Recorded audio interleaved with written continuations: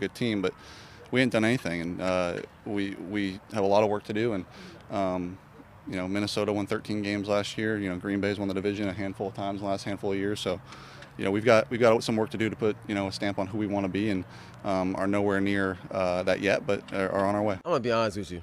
I really don't care, because at the end of the day, we still got to go out there and play.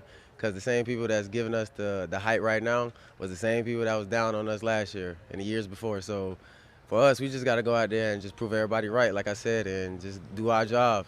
It's kind of hard not to see it, Even we got the TVs on in there, and it just pops up, So you see it, and, I think it's smart if a lot of our guys, stay off of it just because, it can get to your head a little bit. But I think we're doing a good job of keeping our mentality and keeping what we've been doing, especially even last year, and building off of it. So I think we're doing a good job with our mentality, we keep that underdog mentality. We haven't won anything yet, so people.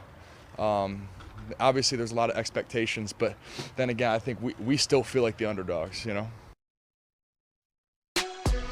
There you have it. All the players and coaches talking about the hype surrounding the Detroit Lions, and we're going to get into it. We're back. It's the Morning Woodward Show here on the Woodward Sports Network. Jeff Brady, Sam Flannel, JB, Lucas Klotz, and Alex Westfall all joining you on this Monday morning. And it's crazy to be talking about preseason or preseason expectations for the Detroit Lions. And when you hear it from Dan Campbell, you hear it from Aiden, Tracy Walker, Jared Goff, all kind of tempering the expectations. Not that I think they don't think they can do what we all think they can do, but they obviously, for a team that just last season was one of the youngest teams in the NFL, I don't think the smart move, Sam Flannel, would be to approach this training camp like, yeah, we're them. No. We're that team to beat, which is fair. No, that is 100% fair. And I think it's interesting, the three people that were interviewed first. You've got Dan Campbell, Jared Goff, and Tracy Walker. Why I bring those up is they were there. They were three of the most prominent figures on a team that went 3-13-1. You had Jared Goff, the quarterback, Dan Campbell, the coach, and Tracy Walker, who led the team in tackles that year. So they understand how bad it can get and how bad it started. And I think that is going to do wonders in humbling this team and keeping them hungry and keeping them with that underdog mentality. And even Aiden Hutchinson, you might say he was a rookie last year. All he knows is success.